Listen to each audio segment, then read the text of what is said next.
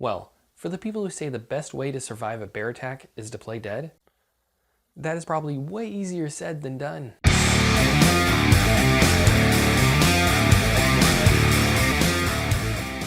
The Revenant, starring Leonardo DiCaprio, Tom Hardy, Domhnall Gleeson, and Will Poulter. Directed by Alejandro Iñárritu. The movie is about Leonardo DiCaprio's character, Hugh Glass, who is a scout and is mauled and attacked by a bear. The bear attack is intense and vicious. It is an impressive sequence, even more so since the bear was completely CG. He certainly didn't seem fake on the screen. After the bear attack, Glass is betrayed and left for dead by Tom Hardy's character, John Fitzgerald. The rest of the movie is Glass trying to catch Fitzgerald and have his vengeance. This movie is probably the definition of Oscar bait. When the performances, story, and direction are all excellent, then that title shouldn't be a negative. DiCaprio again is well deserving of an Oscar, and I'm sure he will at least get a nomination. Will he finally get the golden statue for this performance? I wouldn't be surprised if he did. Is it his best? I think he might have done a better job in Wolf of Wall Street, but not by much. He completely loses himself in this role, and there's a point where you no longer see Leo and only the character portrayed on the screen, which is the mark of a great actor. Tom Hardy should also get a supporting actor nod, even though his accent and dialogue are probably a deterrent for some in this film. I thought they added to the overall performance, but if you can't understand what someone is saying, then I can see how that can also be a negative. You never sympathize with Hardy's character, but you can kind of understand his motivations at times. An actor who hasn't been talked about that much in this movie is Will Poulter. He plays another young trapper, and I was really impressed with his handling of the role. He mainly played opposite of Hardy, and he held the screen well with the other actor. The terror, indecision, and struggle he played with his character was fantastic. DiCaprio and Hardy are getting a ton of praise for their performances, and I just wanted to ring Poulter up as well. Domhnall Gleeson is also great in his role, but to tie this back to Star Wars because, well, look behind me, this performance made me wish his character was written differently in The Force Awakens. Gleeson can play complex and nuanced characters even in small roles like this one. I wish he was allowed to in Star Wars. Iñárritu gave him a bit more to work with in this role. Iñárritu is a true artist with his direction. Lubezki as cinematographer captures countless breathtaking images. If you enjoyed how Birdman was shot, then there are parts of this film that are done in the same fashion. The opening battle against Indians is shot in what seems like one long take. It is frenetic, but in a controlled way. It focuses on one person and you follow them until someone else comes into frame, and then the camera will follow their action.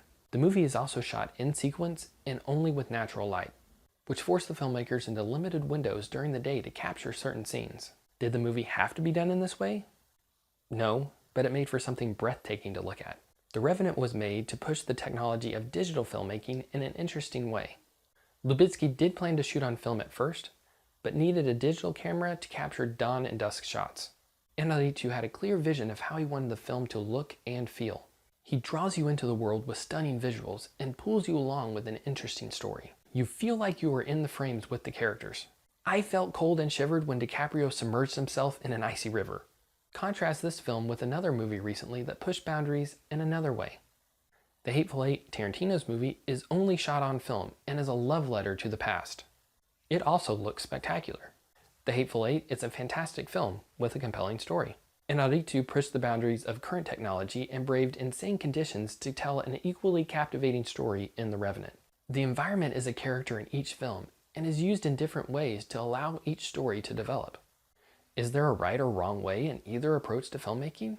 Nope, not from my perspective, because I'm glad I live in a world where both visionaries can create works with the tools that they see fit to use. The Revenant is still probably a movie not for everyone. It takes a very artistic approach, and if you don't like a slower paced movie, then I would probably stay away. I thought the pacing was perfect and wasn't bored at any moment during the movie. The person sitting next to me in the theater probably would disagree. He gave a huge sigh about every 10 to 15 minutes once the movie got past its first hour. The movie also has some very lucid dream sequences that could turn some off. I enjoyed them because as sick and injured as Hugh Glass was, he would have some insane fever dreams. I could also nitpick about some of the choices the characters make when consuming food, but it really didn't take away that much from the story for me. This is another film made to be seen on the big screen. If you enjoy a slower paced burn of a movie, which has more of an artistic approach, then this movie is well worth seeing. Even though the movie is a slow burn, when the action hits, it's brutal, intense, and really grips you. I will probably end up buying this movie on Blu-ray. It's not something I can pop in and rewatch a bunch of times, but it is something I can enjoy again and share with my sons when they get older. So, did I sell you on The Revenant? Already planning on seeing it? If you have seen it, what did you think? Did you love it like I did? Or was it not what you wanted? Let me know in the comments below. Obligatory thumbs up part of the video. Please give me a thumbs up on my video if you like my review. Share if you think it's worth sharing. Subscribe if you think I say interesting things. Click the links at the end to hear me talk some more. Thanks for watching, and